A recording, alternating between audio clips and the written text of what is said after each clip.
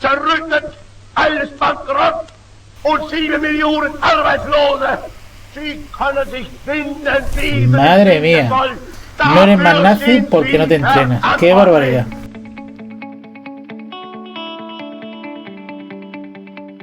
Hemos visto cómo surge el fascismo en Italia, vamos a ver ahora cómo surge el nazismo en Alemania.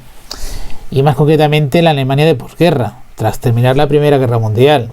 En 1918 se proclamó la República de Weimar cuando termina la guerra y el Kaiser Guillermo II pues abdica. Y claro, esta república pues instala su capital en la ciudad de Weimar, pues se llama República de Weimar. Y se asentó sobre una constitución democrática de carácter liberal. La República de Weimar, por tanto, tuvo que hacer frente en un primer momento al descontento de amplios sectores de la población. Acordaros también que para muchos alemanes el Tratado de Versalles que tuvieron que firmar fue una auténtica deshonra. Y bueno, estamos ante una Alemania que está destruida, con una República de Weimar que tiene que hacer frente a una serie de problemas. La nueva república se vio amenazada por movimientos revolucionarios de izquierdas. Daros cuenta que en Rusia había triunfado la revolución bolchevique y aquí pues van a intentar que pase algo parecido en Alemania tras perder la guerra. Levantamiento de la Liga Espartaquista comunista. Y por otro lado, paralelamente, por varios intentos de golpe de estado de la extrema derecha, y aquí tendríamos también a Hitler en el Putsch de Múnich, que intentó dar un golpe de estado con las milicias nazis. Bueno, ante estas dos situaciones, la República de Weimar consigue sobrevivir, por decirlo de alguna manera. Parte de este malestar provenía de que Alemania tuvo que asumir la derrota militar. Ya lo vimos, ¿no? Vimos que la derrota del Tratado de Versalles, o la derrota que se firmó tras el fin de la Primera Guerra Mundial, fue una derrota pues, muy deshonrosa y fue como un agravio muy fuerte que para muchos alemanes fue como una especie de declaración de guerra, ¿no? Como una revancha, ¿no? Que tenían ahí para, en cierto modo, volver a enfrentarse a Inglaterra y a Francia. Bueno, pues Alemania tuvo que asumir la derrota militar y aceptar las duras condiciones de paz impuestas por los vencedores. Acordaros que el Tratado de Versalles acusaba a Alemania de ser la causante de la guerra. Le arrebataba territorios, ¿os acordáis? Reducía su ejército y le imponía fuertes reparaciones económicas. Le hacía pagar una gran cantidad de dinero. Y todo eso va a generar un malestar muy fuerte en un sector bastante grande de la sociedad alemana. Y por otro lado, en los años de posguerra, lo mismo que pasó en Italia. Fueron para Alemania de crisis económica, de miseria y de paro. Y todo esto pues, va a hacer mella también en las democracias europeas y también en la recién democracia de la República de Weimar. Ante esta situación aparece pues Adolf Hitler, aquí lo tenéis, que era un soldado desmovilizado de la Primera Guerra Mundial, que no había aceptado la derrota alemana y que en 1920 ingresó en el Partido Nacional Socialista de los Trabajadores de Alemania, se llamaba de esta manera, del que se erigió el líder indiscutible. Finalmente consiguió ser el líder de este partido, que más adelante se llamará el Partido Nacional Socialista Alemán. Su ideología fue recogida en su libro que se llamaba Mi lucha, os suena, ¿no? El Mein Kampf, donde expresó su desprecio por la democracia parlamentaria y su odio al bolchevismo, o lo que es lo mismo, precio al sistema democrático que conocemos a día de hoy, y su odio pues a lo que pasó en Rusia, a los bolcheviques. Asimismo defendía el antisemitismo, o lo que es lo mismo, que quería el exterminio de los judíos, así de fuerte. La solución final que veremos más adelante se encargaba de eso, de intentar eliminar a los judíos. ¿Por qué? Porque él planteaba la superioridad de la raza aria y la necesidad de forjar un gran imperio, el Reich, que uniese a todos los pueblos de la lengua alemana. Él por eso hablaba del espacio vital, el hecho de expandir su territorio en todos aquellos lugares en que se hablara alemán. Vaya cuadro, ¿no?, que tenía el señor Hitler en su cabeza, ¿no? Y bueno, pues en su libro El Mein Kampf, pues planteaba estas ideas tan peligrosas, ¿no? Para convencer a las clases trabajadoras, Hitler utilizó la demagogia. ¿Sabéis lo que es la demagogia, no? Decir aquello que queremos escuchar, aunque en realidad no lo pienses. Prometió trabajo para todos, reducir los beneficios industriales o mejorar los salarios. En sus discursos, pues arremetió contra aquellos que él decía que eran los causantes de todos los problemas de Alemania, que no eran otros, como estaréis pensando, que los judíos, los comunistas y los demócratas.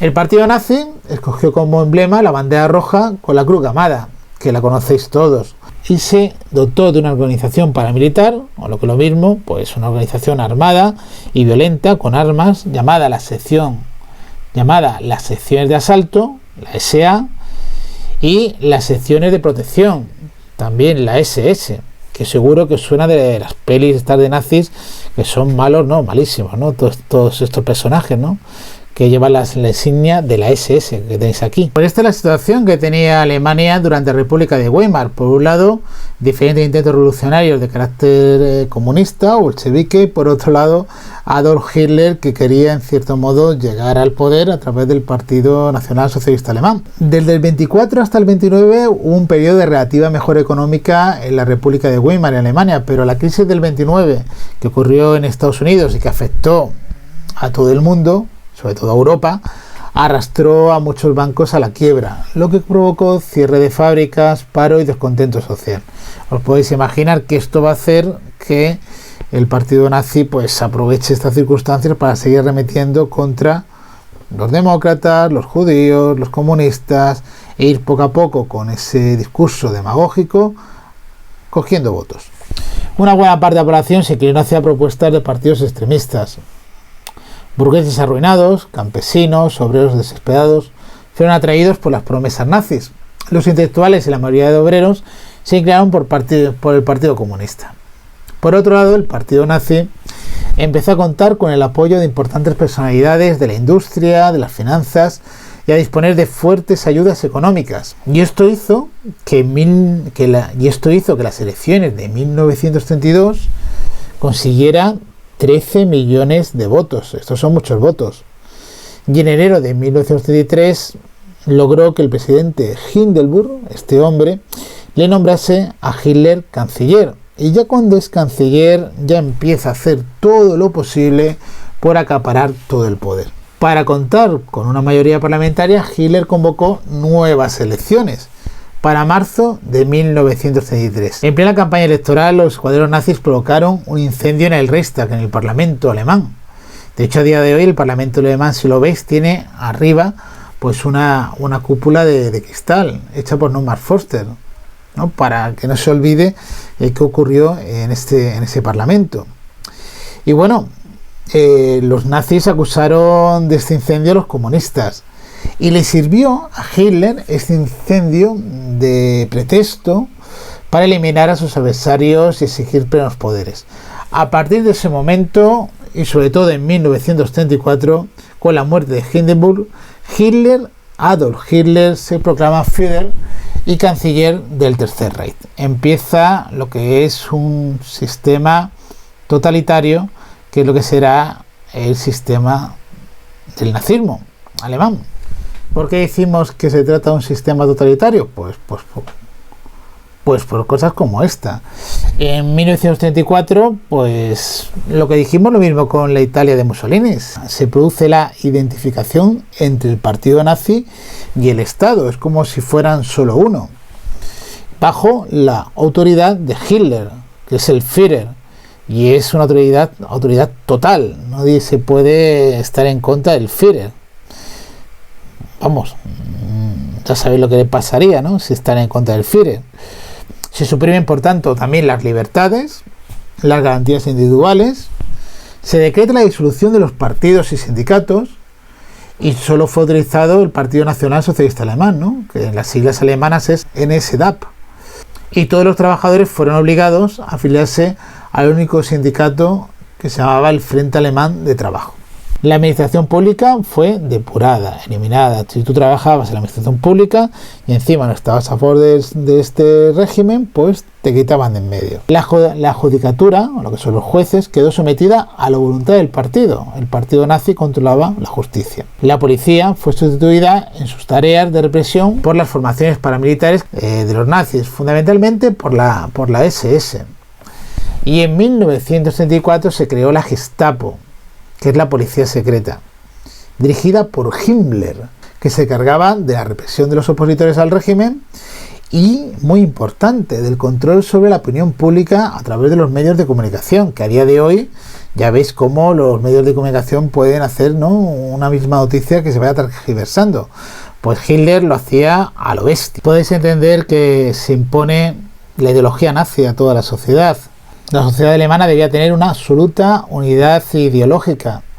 Se creó el Ministerio de Cultura y Propaganda, que fue confiado a Goebbels, para imponer un pensamiento basado en las ideas racistas y nacionalistas. Ya sabéis, una raza única, la raza aria, la más fuerte, la más dominante, y el nacionalismo alemán, ¿no?, es expansionista, con ese espacio vital de controlar pues más territorio.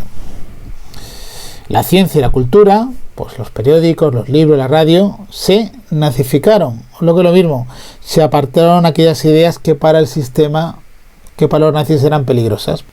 Los regímenes totalitarios, los regímenes nazis, prefieren que directamente no pienses, no disciernes y acates las órdenes, porque cuando uno piensa, reflexiona y discierne sobre las cosas, es capaz de entender que no le gustan y que las quiere cambiar. Por eso la cultura es tan peligrosa y por eso quemaban libros, como veis aquí en la foto de la derecha, quemando libros. Fijaros, hay que ser nazi para hacer una pira con libros y quemarlos, ¿no? Qué pena, ¿no? Bueno, pues, ¿qué pretendían con esto? Aniquilar la libertad intelectual, aniquilar todos aquellos pensamientos e ideas que pudieran transformar o pensar a la población que el régimen nazi pues, era un régimen pues totalitario, equivocado y que no iba a ayudar en nada a la sociedad, sino todo lo contrario. Se eliminaron, se depuraron a profesores de universidades y escuelas precisamente por eso, porque son los profesores, son los literatos, los filósofos, los que pueden hacer, ¿no?, que las personas piensen, en cierto modo, o por lo menos darle las herramientas para que sean capaces de pensar por sí mismos. Entonces por eso eran peligrosos. Entonces se eliminan a profesores de las universidades y escuelas. Y se introduce la censura en las aulas y en los libros de texto, aquello que no querían que fuera conocido por los estudiantes, pues lo eliminaban de los libros de texto. Otra cosa muy importante que hace mucho hincapié el partido nazi, que es la pureza racial de la sociedad alemana. Esto comportó la persecución y eliminación de toda minoría considerada inferior. Ya ves tú, ya hablamos del concepto de raza, el colonialismo, y dijimos que no tenía sentido. Pues aquí volvemos a lo mismo, ¿no? Gitanos, judíos, puedo imaginarlo, ¿no? Persiguen a todos aquellos que no tenían pues ese concepto de raza aria, de raza pura, y bueno, pues se eliminan a las minorías. Y hasta los disminuidos físicos o psíquicos, aquellas personas que tienen algún problema, de algún problema determinado, físico, psíquico, pues son eliminados. Así de duro, son eliminados. No tiene ningún sentido, es una deshumanización total de una sociedad enferma, como estáis escuchando. Y si esto es duro, la persecución de los judíos fue tremendo. Más de 6 millones de judíos murieron en los campos de concentración y fueron exterminados. Pero anteriormente de ello se produjo un montón de cosas. En 1933 se promulgó el boicot a los negocios judíos, o lo que es lo mismo, pues no les permitían que trabajaran. En 1935 se dictaron las leyes de Nuremberg, que impedían, atención, los matrimonios mixtos. O lo que es lo mismo, un alemán no podía casarse con un judío o con una judía. Y excluían a los judíos de la ciudadanía alemana. Y en 1938 se les obligó a llevar un distintivo, que no era otro que la estrella de David que tenéis aquí. La verdad que es tremendo. Todo esto os tiene que sonar porque lo habéis visto en las películas. Y todo esto que vemos en las películas, por desgracia, pasó. Y es lo que quizás pues más nos da un poco de miedo, ¿no? De que este tipo de cosas no pueden volver a repetirse, ¿no? Porque debemos ser conscientes, ¿no?, de la importancia de vivir un sistema democrático plural en el cual seamos capaces de respetarnos los unos a los otros. A partir de 1933 se crearon los campos de concentración, como ya os he advertido, para recluir a los opositores del Reich, socialistas, comunistas, demócratas, todo tipo, y en especial los judíos. Fueron sometidos a trabajos forzosos y gran parte de ellos, como os he dicho, fueron exterminados. En cuanto a la economía, el Tercer Reich lo tenía bastante claro. Planteaba un sistema de autarquía. ¿En qué consiste esto? La política económica nazi respondía fundamentalmente a los proyectos militaristas y expansionistas de Hitler, el espacio vital, que ya hemos hablado de él y seguiremos hablando.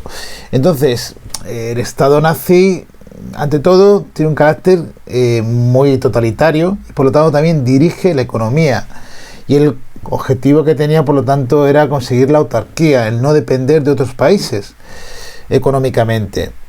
Claro, no quería depender del exterior y convertir a Alemania en un estado autosuficiente.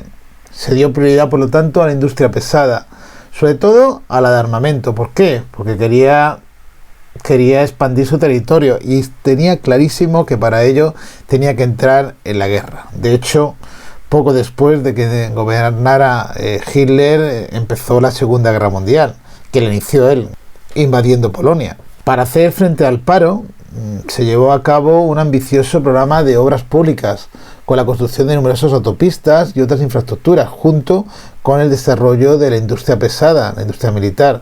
Si veis este gráfico, os daréis cuenta la miles de millones de marcos que se van a invertir el Estado en lo que es en este tipo de industria, ¿no? En la industria de armamento. Es una auténtica barbaridad.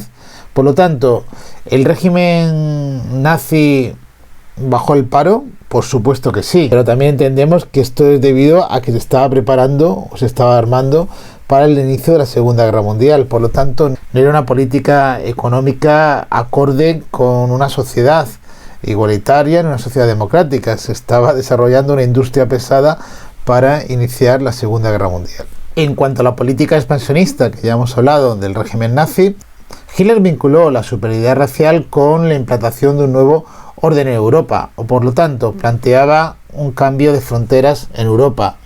Quería asentar el dominio germánico y por lo tanto sus ambiciones de expansión, acordaos que hablamos del espacio vital, pues estaban muy presentes en él. Por lo tanto necesitaba un ejército poderoso y Hitler ante eso inició una política militarista. Reforzó el ejército con la institución del servicio militar, y también creó un nuevo ejército, el Wehrmacht, y de una aviación moderna, la Luftwaffe. Sin lugar a dudas, estos dos cuerpos, tanto el ejército como la aviación, van a ser muy importantes durante el desarrollo de la Segunda Guerra Mundial. Con este ejército tan poderoso y una economía, como hemos visto anteriormente, orientada hacia la guerra, ya habéis visto la industria pesada, Hitler se sintió lo suficientemente preparado para lanzarse a la construcción de un gran imperio y a la conquista del llamado espacio vital. Ya os acordáis, ¿no?, de lo que era el espacio vital. El espacio vital, como lo veis en este mapa, era en cierto modo que Alemania volviera a las fronteras anteriores al Tratado de Versalles y expandir, por otro lado, hacia el este, también sus fronteras en detrimento de aquellas llamadas razas inferiores. Este tipo de política expansionista por parte de Hitler dará paso a la Segunda Guerra Mundial. El nazismo va a dedicar mucho esfuerzo en adoctrinar a la población. Vimos la quema de libros también, vimos cómo, en cierto modo, el régimen nazi se mete de lleno, ¿no?, en el sistema educativo de los alemanes. Y por lo tanto, les interesaba adoctrinar a la población, especialmente a la juventud, organizada en las juventudes hitlerianas.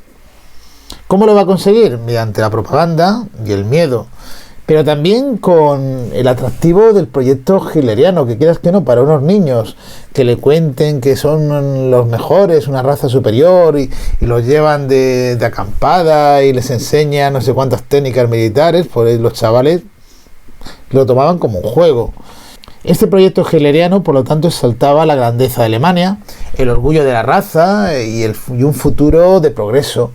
Y esto hizo que mucha parte de la población alemana se lo creyera y se adhirió a estas ideas, sin tener en cuenta de qué manera Hitler iba a conseguir su propósito. Los métodos utilizados, ya lo sabéis, la solución final, el exterminio en los campos de concentración, por ejemplo. Todo ello permitió al nazismo presentarse ante el mundo como un régimen incontestado, que contaba con el apoyo masivo de la población. Fijaros estas imágenes, no están trucadas, son miles y miles de personas que están aclamando a Hitler. Por eso son tan peligrosos los sistemas totalitarios y tenemos que hacer todo lo posible porque este tipo de sistemas no se vuelvan a repetir. Un saludo, clase.